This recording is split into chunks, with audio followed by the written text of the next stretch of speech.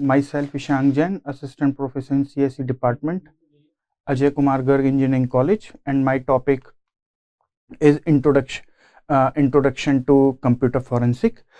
Computer forensics is a scientific method of investigation and analysis in order to gather evidences from digital devices or computer network and component which is suitable for presentation in a court of law or a legal body.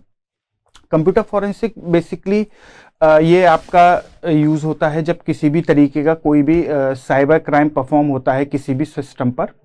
तो cyber crime perform होने के बाद जो investigation team होती है उस cyber crime जिस system से या जिस मोबाइल डिवाइस से हुआ है वहां पर आकर इन्वेस्टिगेट करती है कि क्या क्या हमारे पास डिजिटल एविडेंसेस हैं जिससे हम पता कर सकते हैं कि साइबर क्राइम किस डिजिटल डिवाइस से या किस पर्टिकुलर सिस्टम से परफॉर्म हुआ है। तो कंप्यूटर फॉरेंसिक्स में आपके मोबाइल भी आ सकता है, कोई भी कंप्यूटर सिस्टम आ सकता है, लैपटॉप आ सकता है, नेटवर्क आ सकता है, किसी भी तरीके का क्राइम जो इन चीज़ों से हुआ है उसको हम साइबर क्राइम कह देते हैं, और जो टीम इसको इन्वेस्टिगेट करती है उसको हम कंप्यूटर फॉरेंसिक टीम कहते हैं। It involves performing a structured investigation while maintaining a document chain of evidences to find out the exactly what happened on a computer and who was responsible for it. इस line का मतलब यह है कि जो भी फॉरेंसिक टीम आएगी वो एक पूरे स्ट्रक्चर्ड वे में इन्वेस्टिगेट करेगी कि कौन सा इवेंट किस टाइम पर परफॉर्म हुआ है और उससे क्या क्या हार्म्स हुए हैं, उन सब की एक प्रॉपर डॉक्यूमेंट बनाएंगे जिसे वो किसी भी कोर्ट या किसी भी हेड के सामने रिप्रेजेंट करने के लिए बहुत ज्यादा यूजफुल होता है। Types of computer forensics: disk forensics, network forensics, database forensics, malware forensics, email forensics, memory forensics, mobile forensics. These are the some types of computer forensics. Number one is disk forensics. It deals with extracting raw data from the primary or secondary storage of the device by searching active, modifying or deleted files. This is the first type of computer forensics. Disk forensics में क्या होता है, ये आपकी किसी भी primary memory या secondary memory से रॉ डेटा को जो लार्ज वॉल्यूम में होता है उसको फैच करता है, और फैच करने के बाद ये देखता है कि किस पर्टिकुलर सेक्टर से डेटा को डिलीट या मॉडिफाइड किया गया है। Second is network forensics. It is a sub branch of computer forensics that involves monitoring and analysing the computer network traffic. Network forensic में क्या होता है, जब हमारा डेटा सेंडर से रिसीवर साइड तक जब जाता है तो नेटवर्क में फ्लो होता है, तो बहुत सारे जो अटैकर होते हैं वो नेटवर्क की मॉनिटरिंग करते हैं कि किसी भी तरीके से जो डेटा है नेटवर्क में फ्लो हो रहा है उसे हम किसी भी तरीके से ब्रीच कर लें, किसी भी तरीके से कैप्चर कर लें. Third is database forensics. It deals with the study and examination of database and related their metadata. इन डेटा फोरेंसिक्स में क्या होता है, जो क्रिमिनल होता है, जो ये साइबर क्राइम करने वाला पर्सन होता है, वो क्या करता है, हम डेटाबेस से चीजों को कैप्चर करने की कोशिश करता है, कोई भी डेटा या उससे रिलेटेड डेटा को. Malware forensics, it deals with the identification of suspicious code and studying viruses, worms, etc. Malware forensics में क्या होता है कि ये क्या करते हैं, किसी भी सिस्टम के अंदर कोई भी सस्पिशियस कोड या मॉलवेयर लिंक को इंसर्ट करते हैं जिससे डेटा को ब्रीच करने में या डेटा को कैप्चर करने में उन्हें काफी हेल्प मिलती है. Next is email forensics. It deals with the emails and their recovery and analysis including deleted mails, calendars and contacts. Email forensics में क्या होता है, कोई भी एक क्रिमिनल किसी दूसरे पर्सन के ईमेल आईडी को यूज करके किसी भी तरीके का क्राइम परफॉर्म करने की कोशिश करता है. उस क्राइम करने के बाद वो हो सकता है कि उस मेल को डिलीट कर दे.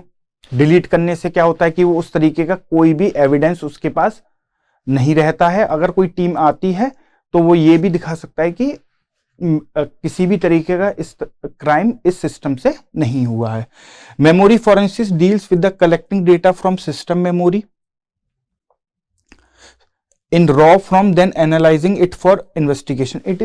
It is similar to the disk forensics. इसमें भी क्या होता है, जो डेटा है वो सिस्टम की मेमोरी से किसी भी तरीके से डिलीट किया जाता है या ब्रीच करने की कोशिश करी जाती है। Mobile phone forensics, it mainly deals with the examination and analysis of phone and smartphone that help to retrieve contact, call logs, incoming and outgoing messages and other data presented.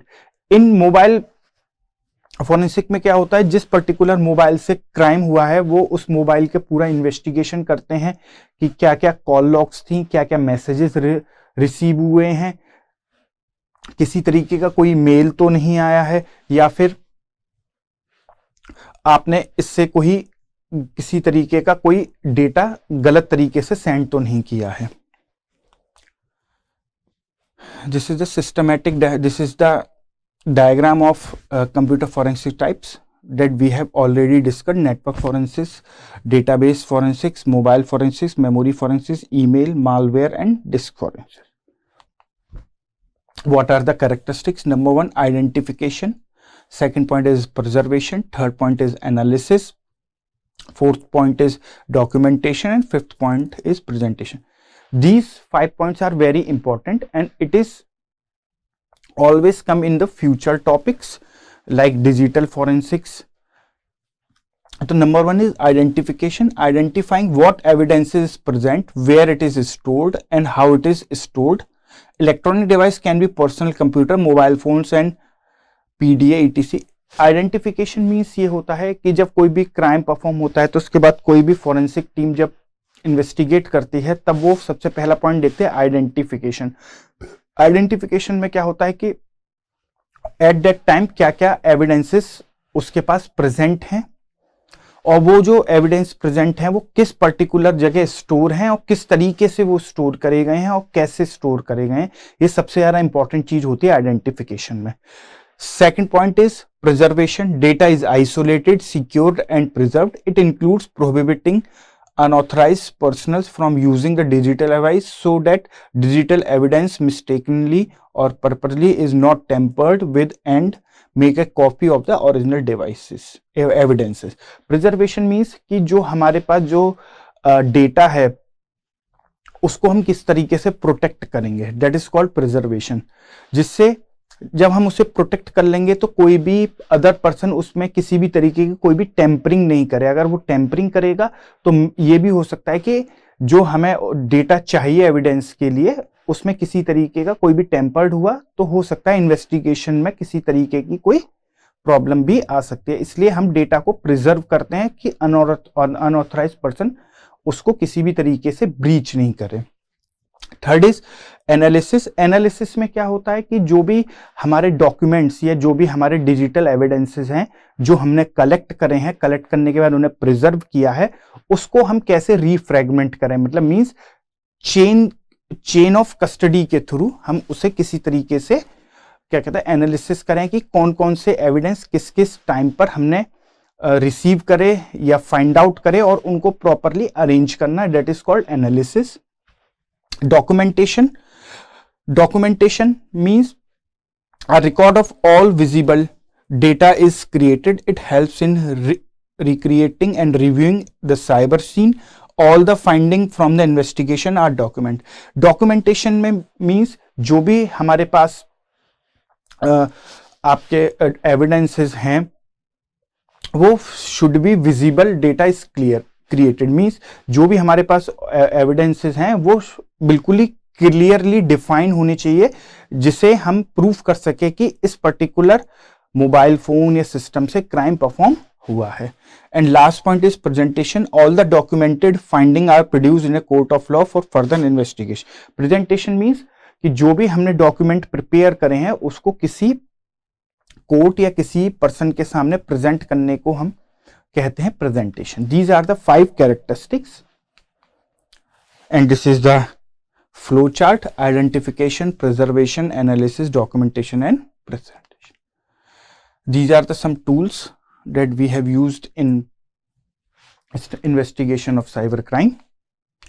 What are the application? Intellectual property theft, industrial espionage, employment dispute, fraud investigations, misuse of internet, email in the workplace, forgeries, related matters, bankruptcy investigations, issue concerned the regulatory compliances. These are the some applications. Next topic is digital forensic sciences. Digital forensic sciences is the process of storing, analyzing, retrieving and preserving electronic data that may be useful in an investigation. It includes data from hard drive in the computer, mobile phone, smart appliances, vehicle navigation system, electronic door locks and other digital devices. The process of digital forensics is to collect, analyze and preserve evidence. Digital forensics is same as computer forensic. Computer forensics में बताया गया था कि हम कैसे जिस system से crime perform हुआ है उसमें हमने जो भी डेटा है किस जगह स्टोर कर रखा है. तो इसमें डिजिटल फोरेंसिक्स में भी यही process, the process of storing, analysing, retrieving and preserving of data. Electronic data means जो हमारी कंप्यूटर हार्ड ड्राइव में कहीं डेटा स्टोर है या हमारे मेल में स्टोर है या हमारी रैम में स्टोर है, उस सब ये जो डेटा है हमारा इलेक्ट्रॉनिकली और डिजिटली स्टोर है. तो ये हमारा जब कोई भी क्राइम परफॉर्म होता है तो हम उसको डेटा को फैच करने की कोशिश करते हैं और फाइंड आउट करने की कोशिश करते हैं कि क्राइम कहां से हुआ है. What are the steps? These 5 steps are common that are already discussed in computer forensics. And first point is identification. It is the basic step in which we have to find out the device that have performed the crime.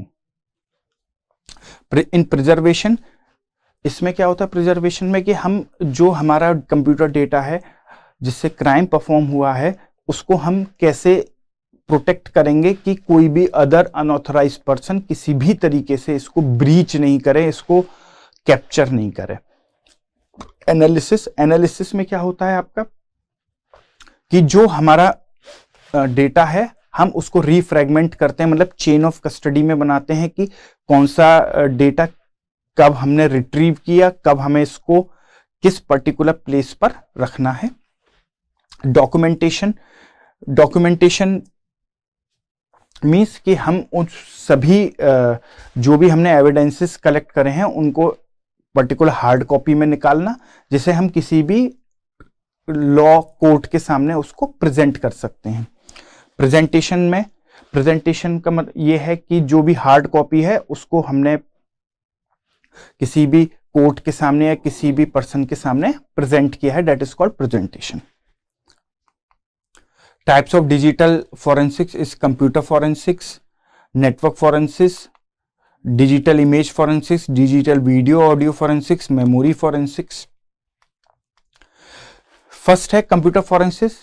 Computer forensics बिल्कुल आपका digital forensics की तरह ही होता है. इसमें भी हम identification, preservation, analysis, documentation and presentation वही 5 स्टेप्स फॉलो करते हैं जो हमने डिजिटल फोरेंसिक्स में यूज करे हैं. Second is mobile device. Mobile device means क्या होता है कि कोई भी क्राइम यदि मोबाइल से हमारा हुआ है तो इन्वेस्टिगेशन टीम मोबाइल को इन्वेस्टिगेट करती है, उसमें से डेटा फैच करने की कोशिश करती है. Third point is network forensics. Network forensics में क्या होता है कि जो भी क्रिमिनल है वो क्या करता है, डेटा की फ्लो की मॉनिटरिंग करता है कि डेटा हमारा सेंडर से रिसीवर साइड तक किस किस नोड से होता हुआ जा रहा है और वो किसी भी पर्टिकुलर नोड पर उसकी मॉनिटरिंग करता है, एनालिसिस करता है कि डेटा हमारा सेंडर टू रिसीवर कैसे कैसे जा रहा है. Digital image forensics. This subspecialty focuses on the extraction and analysis of digital image. In digital image forensics में क्या होता है कि हम जो हमारा डेटा है वो अगर किसी इमेज में किसी इमेज में हाइड हो रखा है तो डिजिटल फोरेंसिक्स टीम क्या करती है, उस डेटा को इमेज में से फाइंड आउट करने की कोशिश करती है. नेक्स्ट डिजिटल वीडियो और ऑडियो फोरेंसिक्स. अगर किसी the field examination audio visual evidences to determine its authenticity or any additional information you can accept.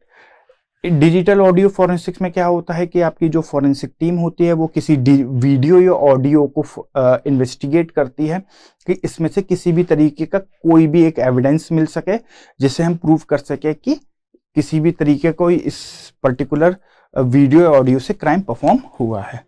Memory forensics, it is same as memory forensics और disk forensics. इसमें हम क्या करते हैं कि जिस पर्टिकुलर सिस्टम से क्राइम हुआ है उसकी हम मेमोरी में से डेटा को फैच करते हैं और फाइंड आउट करने की कोशिश करते हैं कि किस तरीके का क्राइम परफॉर्म हुआ है। What are the need of computer forensics? Number 1, investigating cyber crime. किसी भी तरीके का कोई भी साइबर क्राइम परफॉर्म हुआ है तो हमें उस इन्वेस्टिगेशन में हमारा कंप्यूटर फॉरेंसिक्स का बहुत ज़्यादा रोल होता है, क्योंकि ये डेटा को गैदर करता है। गैदर करने के बाद उस पर identification, preservation, analysis, documentation, presentation steps करके चीज़ों को फाइंड आउट करने की चीज़ों को फाइंड आउट करता है। Legal processing and evidences collection. जब हमारे पास बहुत सारे एविडेंसेस कलेक्ट हो जाते हैं तो वो हमारे हेल्प करते हैं कि हम उसे कोर्ट के सामने लीगली प्रोसीड करें और किसी भी तरीके से जो भी क्राइम हुआ है उसे इन्वेस्टिगेट कर सकें। Data breach response and mitigation. इस डेटा ब्रीच में क्या होता है कि आपका किसी भी तरीके की कोई भी मॉडिफिकेशन या इंटरप्रिटेशन डेटा के अंदर हुआ है तो हम कंप्यूटर फॉरेंसिक्स इस चीज में हेल्प करता है कि किस पर्टिकुलर सेक्शन में डेटा को हमारा ब्रीचिंग हुई है, जिससे हम डेटा को वापस से रिकवर कर सकें या उसे किसी तरीके से सिक्योरिटी दे सकें। Intellectual property theft and corporate company में use computer forensics to investigate case of intellectual property theft, trade secret leaks and internal data breaches. Intellectual property में क्या होता है, किसी भी पर्टिकुलर पर्सन की जो इंटेलेक्चुअल प्रॉपर्टी होती है अगर उस पर किसी भी तरीके का ब्रीच या मैनिपुलेशन होता है तो इन्वेस्टिगेशन टीम फाइंड आउट करती है कि किस तरीके से वो इंटेलेक्चुअल प्रॉपर्टी थेफ्ट हुआ है। रिकवरी ऑफ डिलीटेड और एनक्रिप्टेड फाइल। जो भी आपकी फॉरेंसिक टीम होती है वो किसी भी तरीके से जो डेटा क्रिमिनल से डिलीट हुआ है उसको किसी भी तरीके से रिकवर करने की कोशिश करती है कि इन्वेस्टिगेशन में एविडेंसेस ज्यादा से ज्यादा मिल सकें। Next is preventing and detecting insider threats. Employees and other Insiders can misuse company resources और स्टील डेटा। इस पॉइंट में क्या है कि कोई भी अदर पर्सन आपके सिस्टम या आपकी ऑर्गेनाइजेशन में आकर किसी भी तरीके का ब्रीच या मिसयूज कर सकता है आपके किसी भी सिस्टम का for his personal use. Cyber security enhancement. In cyber security enhancement में क्या होता है कि हम किस तरीके से डेटा को सिक्योरली कर सकें जिससे कोई भी हमारा जो अटैकर है वो किसी भी तरीके से डेटा को प्रिवेंट नहीं, किसी भी तरीके से डेटा को ब्रीच नहीं कर सके, क्योंकि अगर ब्रीच कर लिया तो वो अपने पर्सनल यूज में भी ले सकता है। तो हम इसमें बहुत सारी टेक्निक्स यूज कर सकते हैं, जैसे आपके फायरवॉल्स हैं या वीपीएन है जिससे हम डेटा को ब्रीच होने से बता सकते हैं। Compliances and regulatory requirements. Many industries, especially finance and healthcare, have strict regulation regarding data protection. In case of security, computer forensics has demonstrated, compile, document event and create report necessary to regulatory requirements. इस point में क्या होता है कि हमारा जो भी system है उसे हम रेगुलरली अपडेट करते रहें। रेगुलरली जो भी न्यू टेक्नोलॉजीज आ रही हैं सिक्योरिटी के लिए उनको हम यूज करके अपनी ऑर्गेनाइजेशन या को किसी भी तरीके से प्रोटेक्ट कर सकते हैं कि डेटा हमारा ब्रीच नहीं हो। Next point is cyber forensics and digital evidences. Cyber forensics the process of extract. Cyber forensics भी बिल्कुल सेम एज डिजिटल और कंप्यूटर फोरेंसिक्स। इसमें क्या करते हैं, हम डेटा को एक्सट्रैक्ट करते हैं किसी भी क्या कहते हैं, किसी भी डिस्क से या किसी भी आपके कंप्यूटर की मेमोरी से या मोबाइल मेमोरी से या ईमेल से, जिसे हम पता कर सके कि क्या साइबर क्राइम परफॉर्म हुआ है, जिससे हम क्रिमिनल का पता कर सकें। तो cyber forensics can do the following, it can recover deleted files, chat logs, email, etc, it can also get deleted SMS, phone calls, it can get recorded audio, phone conversations, it can determine which user use which system and how much time, it can identify which user run program. Cyber forensics से हम ये 5 points cover कर सकते हैं. It can recover deleted file, chat logs और email.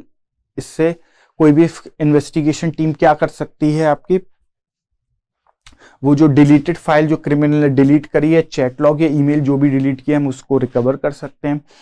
कोई भी phone calls या एसएमएस डिलीट करें उसे भी हम रिकवर कर सकते हैं. It can get recorded audio phone, ये किसी भी तरीके की हमने जो भी फोन कॉल्स पर बात करी है उसको भी किसी तरीके से रिकवर कर सकते हैं. नेक्स्ट पॉइंट में ये बताया गया कि यूजर ने किस सिस्टम से क्राइम किया है, तो उस सिस्टम पर वो कितने टाइम बैठा है और कितना उसने टाइम उस पर स्पेंड किया है.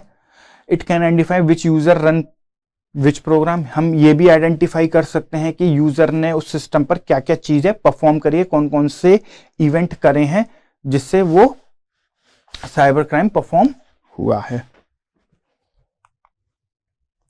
The process of involved, obtain a digital copy of the system that is being or is required to inspect. पहला पॉइंट क्या है कि जिस सिस्टम से हमारा क्राइम हुआ है वो हमारी एज ए डिजिटल कॉपी या प्राइमरी कॉपी रहेगी जिसे हमें इंस्पेक्ट करना है, जिसे हमें इन्वेस्टिगेट करना है.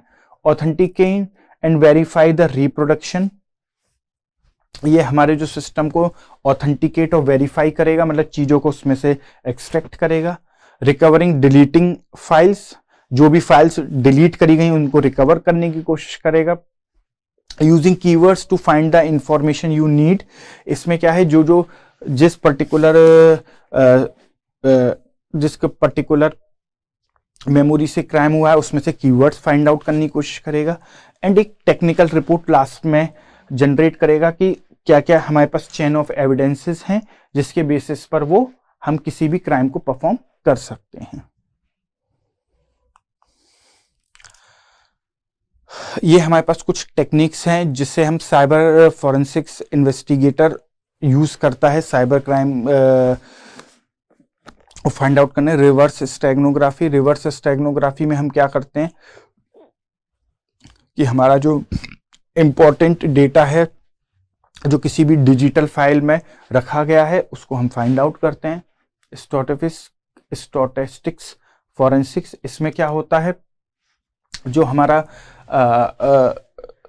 हमारा इन्वेस्टिगेशन है वो क्या करता है, एक्सपर्ट के थ्रू हमारी डिजिटल एक्टिविटी को दोबारा से रीफ्रेगमेंट करने की कोशिश करता है जिससे हमें क्या कहते हैं चेन ऑफ एविडेंसेस के तौर पर हमें पता चल सके कि कौन सा क्राइम किस किस जगह परफॉर्म हुआ है. क्रॉस डिवीजन एनालिसिस में क्या होता है, the information found on multiple computer drives is correlated and cross-referenced to analyze and present information that is relevant to the investigation. इस प्रोसेस में क्या होता है कि यदि हमारा क्राइम जो है मल्टीपल कंप्यूटर से हुआ तो हम मल्टीपल कंप्यूटर से जाकर डेटा को फाइंड आउट करते हैं और उसकी कोरिलेशन को मैच करते हैं कि ये पर्टिकुलर क्राइम डिफरेंट सिस्टम से हुआ है तो किसी भी तरीके का कोई रिलेशन तो नहीं आ रहा है. लाइव एनालिसिस में क्या होता है, जो जिस सिस्टम से क्राइम हुआ है उस सिस्टम पर इन्वेस्टिगेटर जाके उस सिस्टम को लाइव देखता है और कहाँ से ब्रीचिंग परफॉर्म हुई है उस जगह तक जाके चीजों को फाइंड आउट करता है. डिलीटेड फाइल रिकवरी, इसमें क्या होता है कि वो जो डिलीटेड फाइल, जो फाइल्स डिलीट करी गई हैं उनको रिकवर करने की कोशिश करते हैं. Next is digital evidences. Digital evidences means जो डेटा हमारा डिजिटली स्टोर है किसी भी ईमेल पर, किसी भी सिस्टम पर, किसी भी कंप्यूटर की मेमोरी पर या किसी भी हार्ड डिस्क में, that is called digital evidences. अब कितने तरीके के होते हैं फाइल एविडेंसेस. फाइल एविडेंसेस कुछ भी हो सकती है, कोई भी इमेज हो सकती है, कोई भी वीडियो हो सकती है, कोई भी स्प्रेडशीट हो सकती है जो हमारे सिस्टम के अंदर स्टोर रखी गई है. Meta data means data about data means किसी भी डेटा से हमें और भी डेटा एक्सट्रैक्ट करना है, that is called meta data. Email and messages, email and messages में कोई भी ईमेल किया गया हो या उससे कोई भी सिस्टम से कोई भी किसी तरीके का मैसेज दिया गया हो, that is called email and messages. Browser history, कोई किस सिस्टम से हम जिस सिस्टम से हमने नेट यूज किया है, नेट यूज करने के बाद हमने उसकी ब्राउजर हिस्ट्री को डिलीट तो नहीं कर दिया है। अगर ब्राउजर हिस्ट्री को डिलीट किया है तो इन्वेस्टिगेटर उस चीज को भी देखेगा कि ब्राउजर हिस्ट्री में से कोई डेटा डिलीट तो नहीं हुआ है। लॉग फाइल्स मींस आपने सिस्टम पर कब कब लॉग इन किया है, लॉग आउट किया है, that is also known as log files. Social media content, post, message and interaction on platform like Facebook, Instagram and Twitter can provide insight into activities, connection and mood. Content, post, messages and interaction on platform like Instagram and Twitter can provide insight into activities and connection mood. Social media content में क्या होता है कि आपने किस social media से किसी भी तरीके का कोई क्राइम परफॉर्म करने की कोशिश करी है, like Facebook, like Twitter, Instagram. Next point is location of data. Location of data, GPS data from phones and other devices can place an individuals at a specific location, which may corroborate other evidences or alibis. Network traffic में क्या होता है, आपका जो data है हमारा network में जब फ्लो हो रहा होता है तो जो क्रिमिनल होता है क्या करता है, उस डेटा की मॉनिटरिंग करता है, एनालिसिस करता है कि डेटा हमारा किस एंड से किस एंड की तरफ जा रहा है और हमें डेटा को किस तरीके से प्रोटेक्ट करना है कि जो भी हमारा डेटा है वो किसी तरीके से आपका ब्रीच नहीं हो पाए नेटवर्क में। What are the characteristics of digital evidences? Number one, intangible. Unlike physical evidences, digital evidence is non-physically and stored in a binary, which requires special tools and method to access and interpret. Intangible में क्या होता है, जो हमारा digital data है उसको हम किस तरीके से एक्सेस करेंगे, किस तरीके से इंटरप्रेट करेंगे, तो इसके लिए हमारे पास कुछ स्पेशल टूल्स होते हैं जिससे हम डेटा को इंटेंजिबल बनाते हैं। easily alterable. Easy alterable means digital data can be changed, deleted or manipulated. Proper preservation techniques are crucial to maintain the integrity of the evidence. Easily alterable का मतलब ये होता है कि जो हमारा डेटा डिजिटली स्टोर करा गया है उसे कोई भी पर्सन इजीली ऑल्टर कर सकता है। तो इसके लिए हमारे पास टेक्निक्स होनी चाहिए जिससे हम डेटा को किसी भी तरीके से आपका ब्रीच होने से या मैनिपुलेट होने से बचा सकें। Requires expert analysis. Analyzing digital evidences often requires forensic experts who understand how to extract and interpret complex digital information. इसमें क्या होता है, हमारे पास जो इन्वेस्टिगेटर्स होते हैं वो बहुत ज़्यादा एक्सपर्ट होते हैं। तो वो क्या करते हैं कि डेटा को कैसे फैच करना है और कैसे इंटरप्रेट करना है यदि बहुत ज़्यादा कॉम्प्लेक्स डेटा हो। Complex data means large amount में जब डेटा हो जाता है तब उसको हम कह सकते हैं कि कॉम्प्लेक्स डेटा है।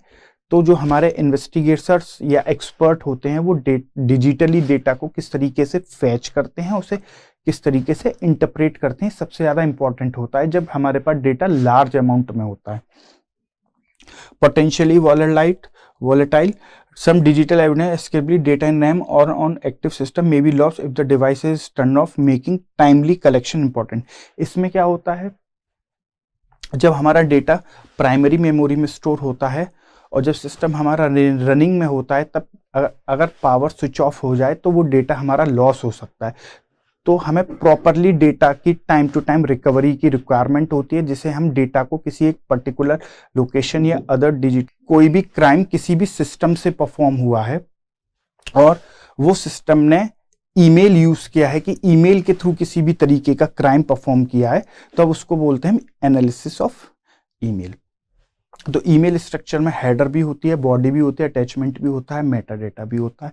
तो हेडर में क्या होता है कि सेंडर और रिसीवर का email address, IP address, routing information होती है। बॉडी के अंदर हमारा ओरिजिनल डेटा होता है। अटैचमेंट में हम किसी भी तरीके की फाइल अटैच करते हैं।